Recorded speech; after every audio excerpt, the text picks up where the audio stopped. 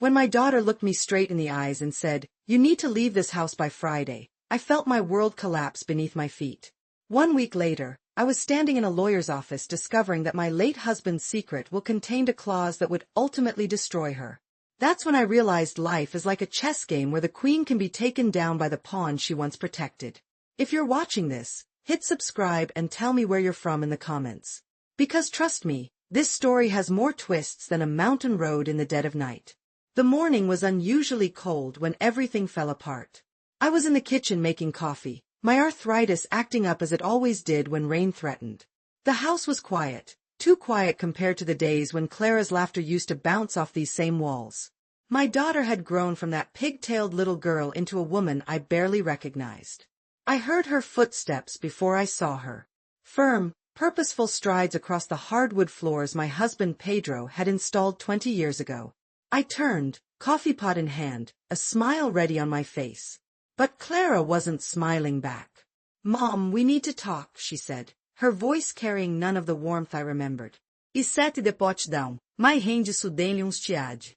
"Of course, honey. What is wrong?"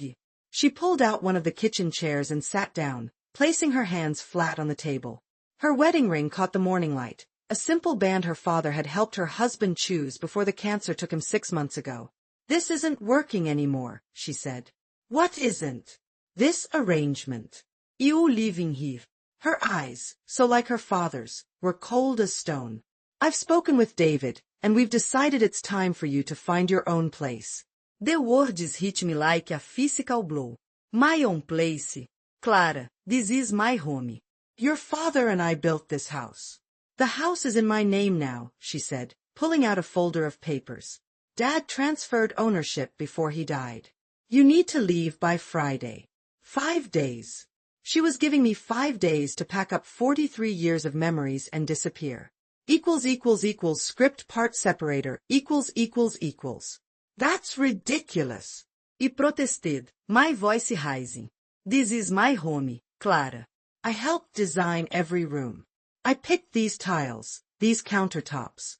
Your father and I." "Dad is gone, Mom," she cut in sharply. "And things change. David and I need our space, especially with the baby coming." The baby. My first grandchild. The one she'd announced just 2 weeks after we buried Pedro. I'd been hanging on to that joy like a lifeline in my grief. "Why didn't you say something sooner?" I asked, my voice trembling. "We could have talked about this." Clara shrugged, sliding the folder toward me. "These are some assisted living facilities within your budget. The one on Maple Street has immediate openings." My budget. What did she know about my budget? Pedro had always handled our finances, and after he died, Clara had stepped in, offering to help sort through the maze of accounts and insurance policies. I'd been so grateful then, so relieved not to face those numbers through the fog of my grief. "You can't just throw me out," I said, trying to sound firmer than I felt. "I'm not throwing you out, Mom. I'm asking you to respect our needs as a growing family." She stood up, smoothing her expensive blouse. "Dad would understand." That was the first time I felt something beyond shock, a flash of anger. "Your father would never understand this, and you know it." Her face hardened. "You don't know everything about Dad. Or about our arrangements." She left me sitting there, the folder of senior living brochures mocking me from the table. Through the window, I watched her climb into her BMW and drive away, leaving me alone in what was apparently no longer my home. That night, I couldn't sleep. The bedroom Pedro and I had shared for decades felt suddenly foreign. How many secrets had he kept from me? Had he really signed over our home to Clara without telling me? It didn't sound like the man I'd been married to for 45 years, but grief does strange things to people. Had he made this decision when the cancer spread to his brain? When the pain medications left him confused? Script part separator The next morning, with shaky hands, I called my friend Amelia. We'd met in college and stayed close through marriages, children, and now, widowhood. Unlike me, Amelia had never trusted anyone else with her finances. She'd been a paralegal for 30 years and knew how to stand her ground. "She can't just kick you out, Martha," Amelia said firmly after I explained the situation. "Even if the house is in her name, you have rights." But what if Pedro really did sign everything over to her? My voice cracked. What if that's what he wanted? That doesn't sound like Pedro at all, Amelia said. Sometings not right here. Do you have copies of any documents? They did. The will. I realized with a sinking feeling that I didn't. After Pedro died, Clara had taken all his papers, saying she'd organize everything. I'd been so consumed by grief that I'd let her handle it all. Come stay with me, Amelia offered. At least until we figure this out. E quem te impose? Nonsense. My guest room's been empty since Richard passed. And I could use the company. That afternoon, Clara returned home early from work. I was in the attic, looking through old photo albums, searching for any clues about what Pedro might have been thinking. What are you doing up here? Clara asked, standing at the top of the pull-down stairs. Just looking at some memories, I said, closing an album from our trip to Spain 10 years ago. Clara, I need to see the will. Ainda to the house. Something flickered across her face. Worry? Guilt. There's nothing to see, Mom. It's all straightforward. Then you shouldn't mind showing me. The lawyer has everything, she said quickly. Besides, it would just upset you more. Who is the lawyer? I pressed. I'd like to speak with them. Mom, please, Clara sighed, her impatience showing. Just focus on packing. The movers are coming Friday morning. Movers? You've already arranged movers? David and I are covering the cost, she said, as if that made everything okay. It's the least we can do. In that moment, looking at my daughter's carefully composed face, I realized I was dealing with a stranger. Whatever was happening, Clara had planned it meticulously. And I had been too blind, too trusting to see it coming. Script part separator, I called our family attorney the next morning, but his receptionist informed me he'd retired 3 months ago.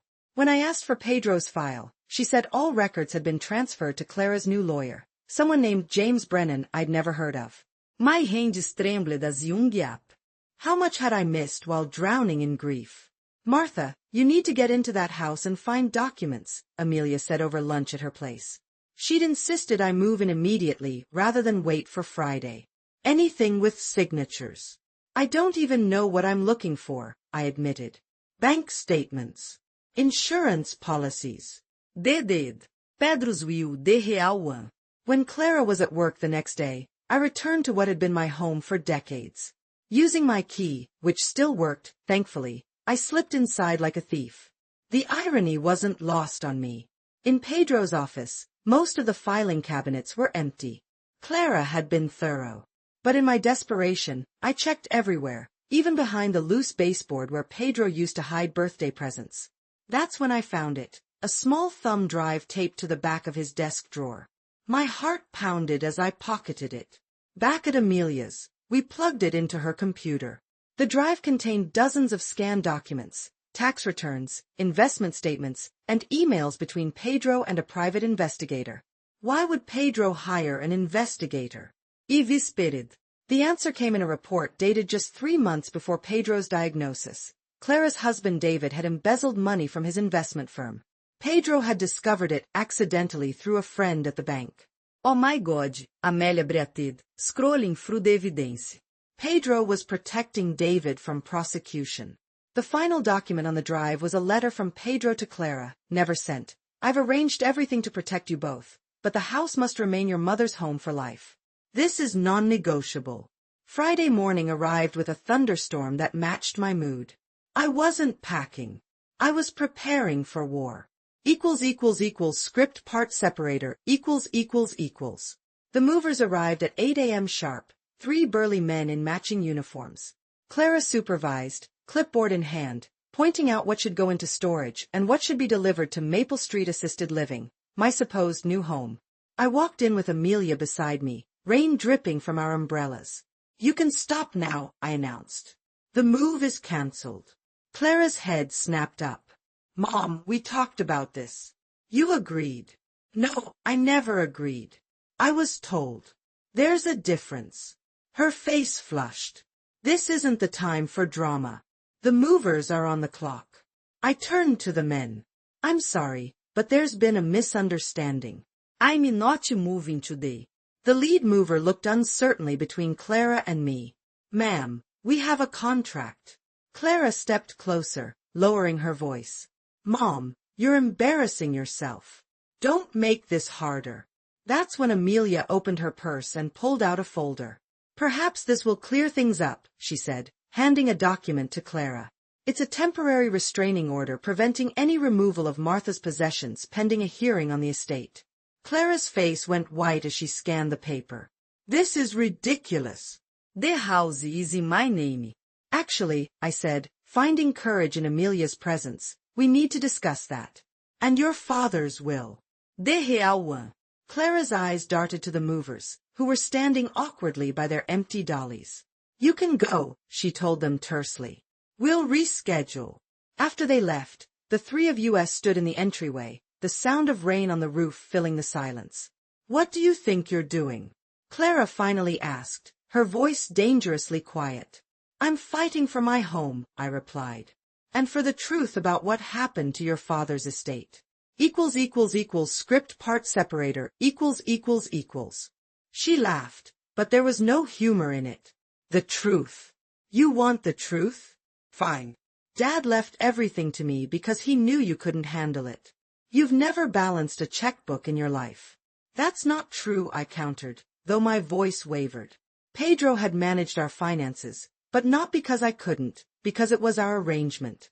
Dad was protecting you, Clara continued, pacing now. He knew you'd waste everything he worked for. Amelia stepped forward. Is that what James Brennan told you? Clara froze. How do you know about James? We know more than you think, I said, pulling out my phone, including about David's legal troubles. The color drained from Clara's face. What are you talking about? The embezzlement. The money your husband took from his clients. Your father found out. That's ridiculous, she stammered, but her eyes betrayed her. Is that why you suddenly need the house? To pay back what he stole before anyone finds out? Clara sank into a chair, her defenses crumbling. You don't understand. David made a mistake. If it gets out, he'll go to prison. So you decided to throw your own mother out on the street? It wasn't supposed to be like this. Clara's voice cracked. James said the house was legally mine, that we could sell it and fix everything. James Brennan isn't your father's lawyer, Amelia interjected. Who is he, Clara? My daughter looked away. David's cousin. He practices real estate law. The pieces fell into place. I thought back to all the documents Clara had helped me with after Pedro died, papers I'd signed while grieving, trusting my daughter implicitly. Show me what I signed, I demanded, my voice steadier than I felt. Mom. Now, Clara. Script part separator ===. Clara disappeared into Pedro's office and returned with a thick folder. Her hands trembled slightly as she placed it on the coffee table between us. When I opened it, documents spilled out, transfer deeds, power of attorney forms, amended wills, all bearing my signature. Or what looked like my signature. I never signed these, I said, examining a document that apparently transferred ownership of the house to Clara 6 months before Pedro died. You were distraught after Dad's diagnosis, Clara said quietly. Don't you remember? We went through everything together. I remember signing insurance forms. Medical proxies. Not this. I looked up at my daughter, really seeing her for the first time in months. What did you do, Clara? She crumbled then, tears spilling down her cheeks. It wasn't supposed to be like this. David made one mistake, one bad investment with client funds. He was going to pay it back. But then the SEC started investigating, and we needed money fast. So you forged my signature? I couldn't keep the horror from my voice. Dad would have helped us.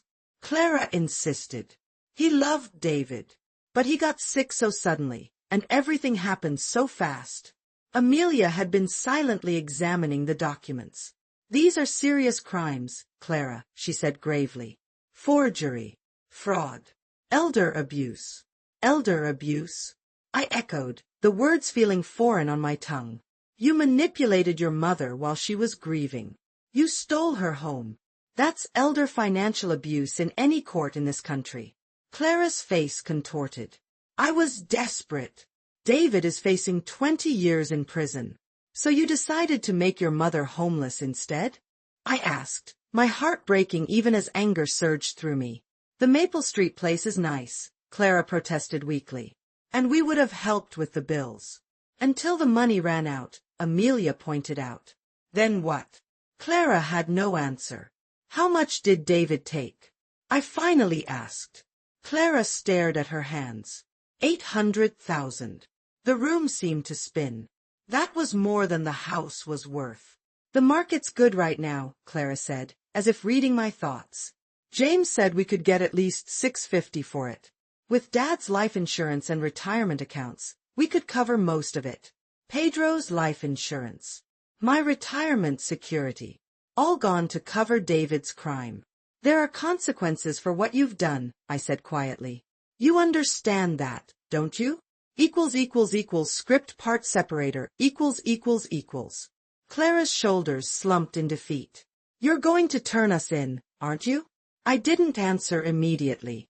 Part of me wanted justice, wanted my daughter to face the consequences of her betrayal. But another part remembered the little girl who'd cried when her goldfish died, who'd clung to me during thunderstorms. I haven't decided yet, I said finally. We should call the police right now, Amelia stated firmly. What they've done is criminal. Clara looked up, panic flashing across her face. Mom, please. The doorbell interrupted us. Through the frosted glass of the front door, I could make out the silhouette of a man in a suit. That's probably James, Clara said, standing quickly. He was coming by to check on the move. Perfect timing, Amelia muttered, gathering the forged documents. When Clara opened the door, however, it wasn't James Brennan standing there. It was a thin, gray-haired man with sharp eyes and a leather portfolio. Mrs. Alvarez? He asked, looking directly at me. Yes. My name is Michael Reeves. I was your husband's private investigator. He glanced at Clara, whose face had gone pale. I see I'm interrupting something. Actually, your timing couldn't be better, I said, inviting him in. We were just discussing some discrepancies in my husband's estate. Michael Reeves sat across from me, his weathered face solemn as he opened his portfolio. Pedro hired me last year to look into your son-in-law's business dealings. When he fell ill, he asked me to continue monitoring the situation and to contact you directly if certain events occurred after his death. What events? I asked. Any attempt to remove you from your home, he said simply. Pedro was very clear about his wishes. Clara made a small, strangled sound. Reeves pulled out a sealed envelope. This is for you, Mrs. Alvarez. Pedro instructed me to deliver it personally if the situation warranted. With trembling fingers, I broke the seal. Inside was a letter in my husband's handwriting and another thumb drive. Script part separator, The letter was dated 2 weeks before Pedro died. His handwriting was shaky but legible. My dearest Martha, if you're reading this, I'm gone, and Clara has betrayed your trust. I discovered David's criminal activities months ago and confronted Clara. She begged me to help them, but I refused to break the law. I feared what desperate measures they might take, so I put safeguards in place. The thumb drive contains the real will, notarized and filed with the county. I've left copies with 3 different attorneys. The house is yours for life, with Clara inheriting only after you're gone. I've also included evidence of David's crimes that I gathered with Mr. Reeves' help. Forgive Clara if you can. She's caught between love and morality, a terrible place to be. But protect yourself first, mi amor. You've always been stronger than you knew. All my love. Pedro. I looked up from the letter, tears blurring my vision. Clara had sunk to the floor, sobbing. The will Mr. Alvarez filed officially with the county court lists you as the sole beneficiary of the estate, Reeves explained. The house, investments, everything.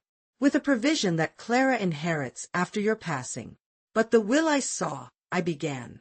Was fabricated, Reeves finished. The thumb drive contains security footage from your husband's attorney's office showing exactly who accessed his files after his death. Clara looked up, her makeup streaking down her face. Dad knew everything? He knew, Reeves confirmed. And he chose to protect his wife. Script part separator equals. I sat there, stunned into silence, as the reality of what Pedro had done washed over me. Even from beyond the grave, he was protecting me. How had I missed the signs that Clara was in trouble?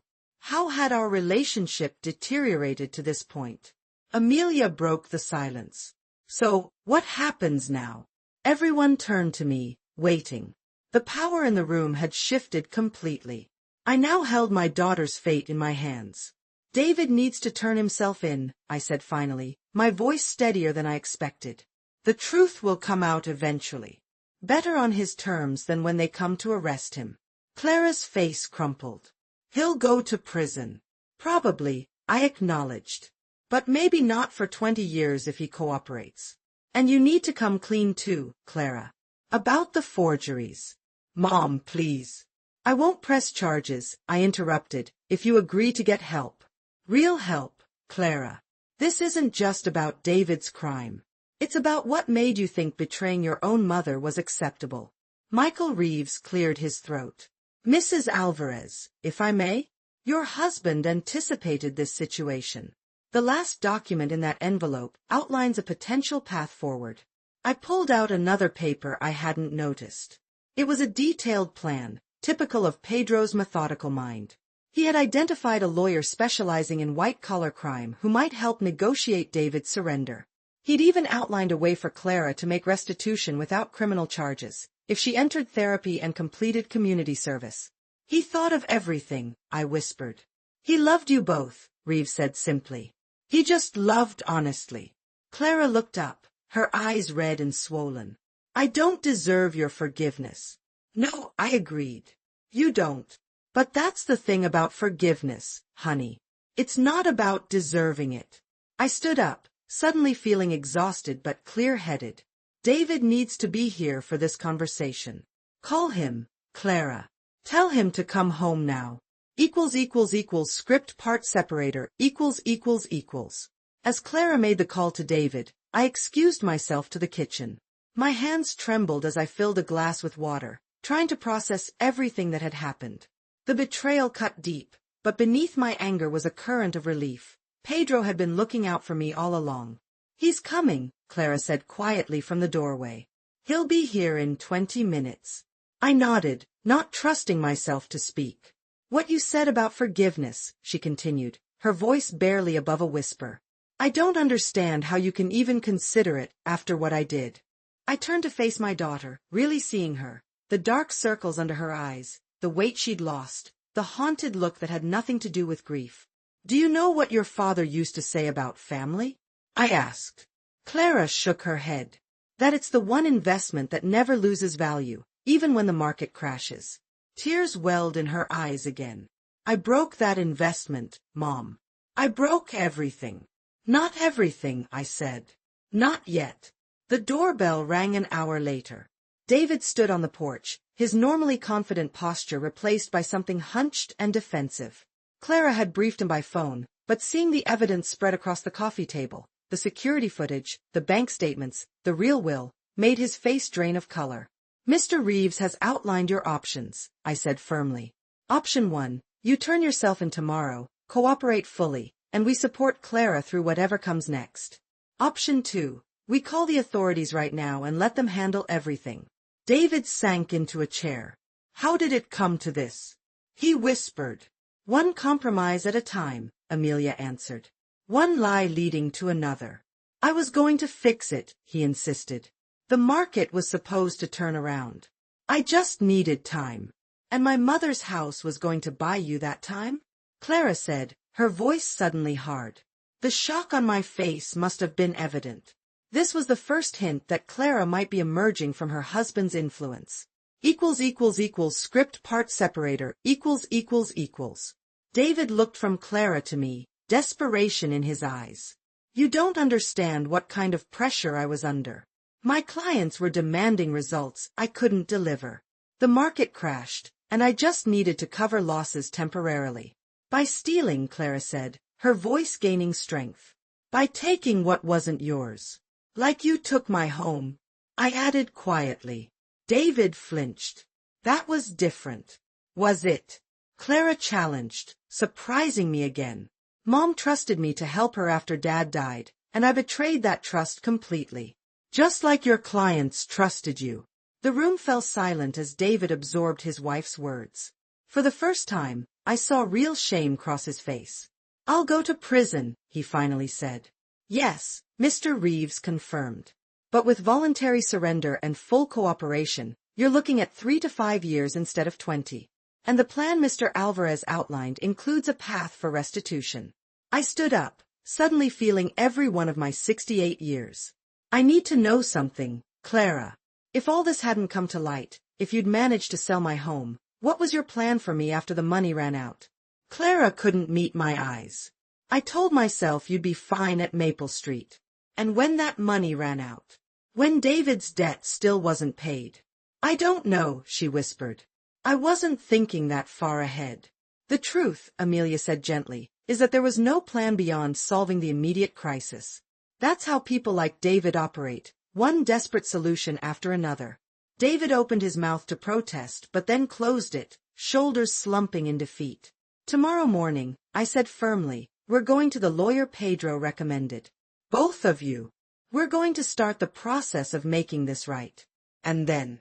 Clara asked, a tremor in her voice. Then we deal with the consequences, I replied. Together. Script part separator ===. After a night of restless sleep, I met Clara and David at the office of Gregory Phelps, the attorney Pedro had recommended. The waiting room walls were lined with law books, an old-fashioned touch that somehow reassured me. This wasn't a slick operation like James Brennan's. This was a place where consequences were taken seriously. When we were ushered into Phelps' office, I was struck by his direct gaze. He wasn't what I'd expected, younger, with close-cropped gray hair and reading glasses perched on his nose. Mrs. Alvarez, he said, extending his hand. Your husband spoke highly of you. I blinked back unexpected tears. You knew Pedro? We served on a charity board together. He consulted me when he discovered his son-in-law's situation. Phelps turned to David. I assume you're here because you're ready to surrender. David nodded stiffly. I want to make this right. Making it right begins with truth, Phelps said, opening a folder. Let's start with exactly how much was taken and from whom. For the next 2 hours, David detailed his crimes while Phelps' assistant documented everything. The total was worse than I'd imagined, close to $1. $2 million from 12 different clients. As David spoke, Clara sat beside him, her posture gradually shifting from protective to horrified. Did you know the extent of this? I whispered to her. She shook her head. He told me it was one bad investment. One mistake. Mrs. Alvarez, Phelps said when David finished, we need to discuss your daughter's involvement. The forged documents, the attempt to sell your home, these are serious matters. Clara straightened her shoulders. I'm prepared to face charges. That won't be necessary, I interjected. I won't be pressing charges against my daughter. Phelps raised an eyebrow. Are you certain? What she did was. I know what she did, I said firmly.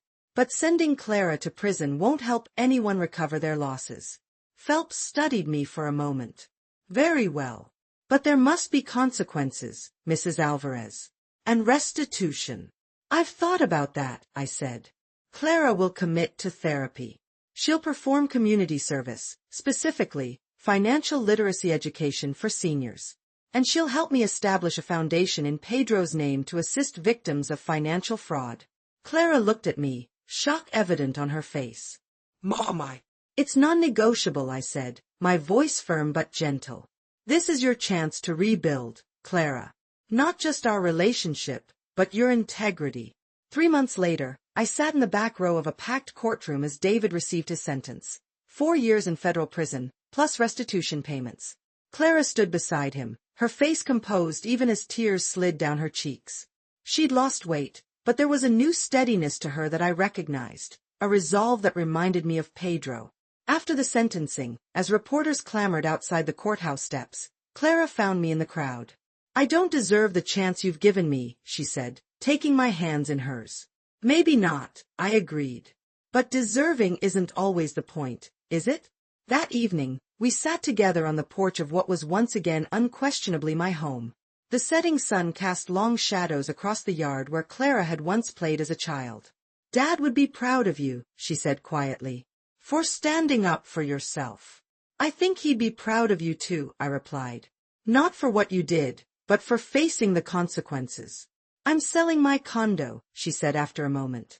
"The proceeds will go toward David's restitution fund." "Where will you live?" She hesitated.